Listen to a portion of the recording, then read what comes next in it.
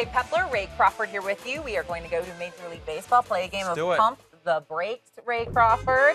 This Cubs 10-game homestand will define their season. Do we need to pump the brakes on this? Last year's World Series champs started well, finishing off a sweep of the Reds with a 9-5 victory, but they still sit in the middle of the NL Central pack, just 2 games above 500, a quarter of the way through the season now.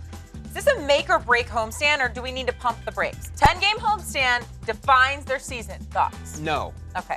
Pumping the brakes on that idea.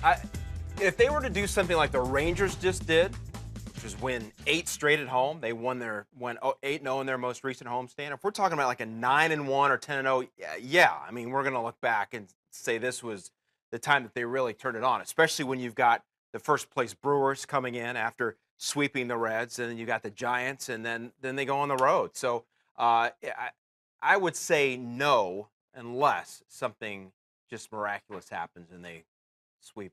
I mentioned we're about a quarter way through the season. It's a little early to maybe say a 10-game homestand is going to define the season when there's a lot of baseball to be played. I mean, even if they were to lose the rest of the game, I mean, they still have a sweep of the Reds. I mean, it's somewhere in the 500 range. I just think it's too soon, unless they were to, at this point, just run the table. Yeah, in this homestand. the Cubs are starting to come alive. We're starting to see the World Series hangover kind of fade away. So hopefully now this is maybe, as you and I mentioned earlier, a turning point in the season, but not necessarily the defining time in their series. Yeah, I mean, you're seeing guys you're seeing Ian Happ, real exciting player. Yeah, the call-up. Gets going.